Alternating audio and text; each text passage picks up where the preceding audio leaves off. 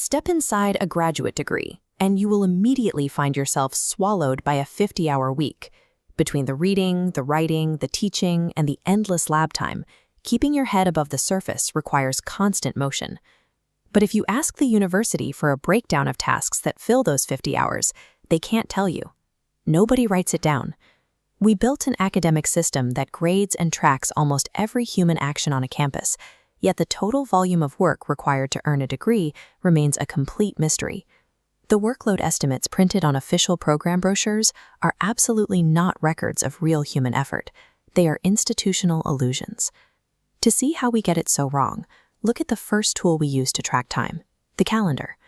This diagram traces a typical American PhD, tracking a duration of about 5.5 to 7 years. It logs a start date and a finish date. Knowing how many years have passed tells you absolutely nothing about how much work happened inside them.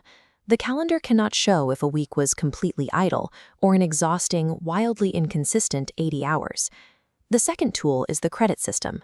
Here is a visual representation of a taught master's degree in Europe. By the rules, a single school year of this exact degree requires 1,800 hours of study in Vienna and about 1,200 hours in London. That 600-hour gap exists because these numbers were negotiated in committee meetings. They are entirely hollow. No one ran a study to measure what students actually do. They just voted on a target and printed it.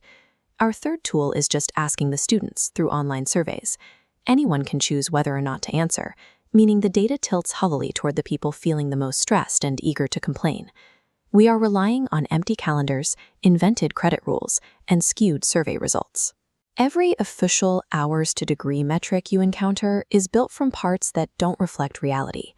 There is exactly one major study that bothers to count a single specific graduate task. It looks at clinical psychology programs. This chart maps out their weekly assigned reading. On average, a student in this field is handed 330 pages of dense academic text to process every 7 days. If you read to actually understand the material, rather than just skimming, an academic pace runs about 6 pages an hour. Do the math, and that reading assignment spills past a standard 40-hour workweek, locking in at over 50 hours of pure focus. That massive block of time accounts for reading alone. It leaves exactly 0 hours for mandatory lab shifts, teaching undergrads, or writing a dissertation. When the required assignments physically cannot fit into a 7-day week, students do not invent more time. They adapt. They skim the chapters, they skip the footnotes, and they abandon deep reading.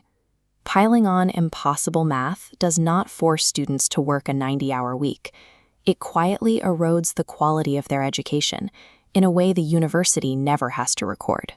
If we zoom out from a single week to the entire degree, we run into a famous academic myth. The American PhD is a marathon, and the British PhD is a quick sprint. A quick look at official timelines shows why people believe it. This graphic illustrates the contrast. A doctorate in the United States runs 5 to 7 years, while a doctorate in the UK wraps up in 3 to 4. Yet when you track the lived reality, the weekly hours gauge fills to the exact same level. Students in both countries report working roughly identical weeks. The difference in length comes entirely from administrative scaffolding. The American system requires years of mandatory classes, exams, and teaching before the dissertation even starts. Peel away that early structure, and the core research timelines perfectly match. Once those early classes and exams end, all PhD students worldwide find themselves stepping into the exact same unstructured reality. The calendar gap is just an administrative trick.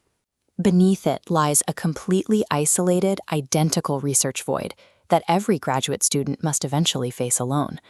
Inside that void, there are no syllabuses and no schedules. With no clear rules, the only metric that feels real is sheer endurance. In a massive 2019 survey by Nature, over 6,000 PhD students detailed this reality. 76% of them reported grinding out more than 41 hours a week in this unstructured space. The data revealed a harsh correlation. The group logging the highest, most extreme hours were simultaneously the most miserable about their workload. Pushing yourself to work longer and longer inside an empty void does not guarantee academic success. It actively accelerates burnout, proving that raw time is the wrong thing to optimize for. If grinding through 50 or 60 hours doesn't lead to satisfaction, we must find the variable that separates the survivors from those who drown. We need a metric that changes the experience of the work, even when the volume of work stays exactly the same. When researchers filtered the Nature survey for students who actually reported being happy, they found it wasn't because those students worked less. It was because they received just 1 hour of dedicated weekly time with an academic advisor. That single hour of mentorship is the absolute best predictor of happiness, turning a chaotic grind into a stable geometric path. But the measurement that matters most is also the one that is missing. The data shows that more than half of all graduate students worldwide never receive this single critical hour of help. This is the ultimate irony of academic measurement. Universities spend decades tracking your years and calculating your credits down to the decimal point, yet they completely ignore the only 60 minutes that actually decide your fate. The lesson of the data is simple. Stop worrying about the fake hours listed on the syllabus. They were never real to begin with. Instead, find your guide and fight fiercely for the 1 hour that is.